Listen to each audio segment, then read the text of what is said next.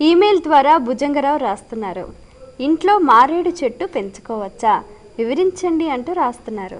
నిజానికి మారేడు చెట్టు చాలా చాలా శ్రేష్టమైనది. ఇంట్లో తూర్పు దిక్కున, దక్షిణ దిక్కున, పశ్చిమ దిక్కున మారేడు చెట్టు పెంచుకోవచ్చు అనేటువంటి విషయం మనకు శాస్త్ర గ్రంథాల్లో కనిపిస్తోంది. ఇంకా విశేషించి ఈ సందేహం ఎందుకు వస్తుందంటే ముళ్ళ చెట్టు అనే భావనతో వస్తుంది. ముళ్ళ చెట్టు ఇంట్లో ఉండకూడదు అనేటువంటిది కూడా శాస్త్రమే, వాస్తుశాస్త్రం. అయితే ముళ్ళ చెట్టు ఇంట్లో ఉంటే శత్రువులు పెరుగుతారు అనేటువంటిది దానికి ఫలితం.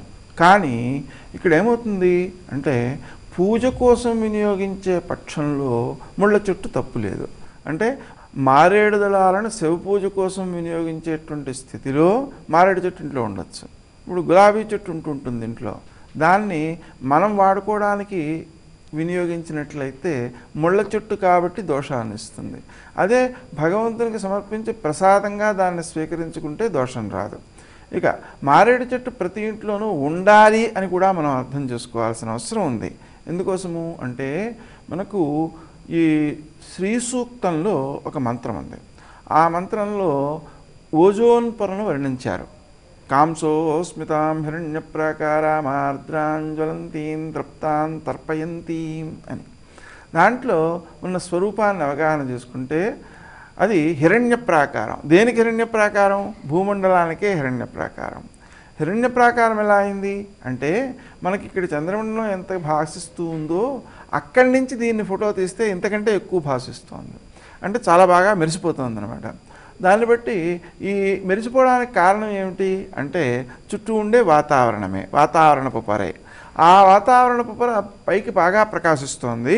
అలాగే హిరణ్య ప్రాకారం ఆర్ద్రాం, తడిగా ఉంటుంది. అంటే అర్థం ఏమిటి?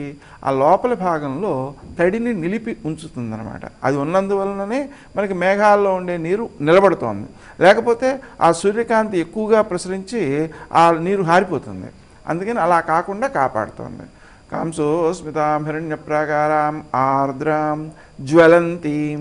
బయట నుంచి చూస్తే మండుతున్నట్టు కనిపిస్తుంది, కానీ అది తృప్తిగా ఉన్నట్లయితే, అంటే ఏంటి, చిల్లులు పడిపోకుండా దట్టంగా తృప్తిగా ఉన్నట్లయితే తృప్తాం తర్పయంతి, లోపల ఉండేటువంటి మనందరినీ తృప్తి పొందేలా చేస్తుంది అనేది ఎంత స్పష్టంగా ఆ ఓజోన్ పొర యొక్క క్రియలను సూచిస్తోందో మనకు అర్థమవుతుంది.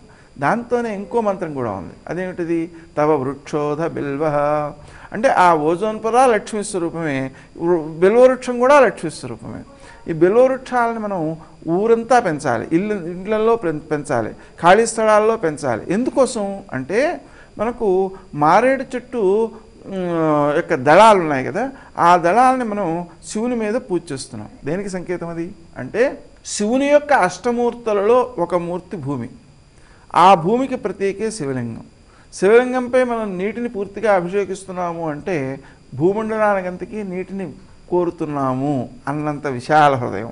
పక్క రాష్ట్రానికి నీరొద్దు నాకే కావాలి అనే ధోరణి కాదు, పూర్తిగా భూమండలానికి అంతకీ కావాలి అని కోరే ధోరణి.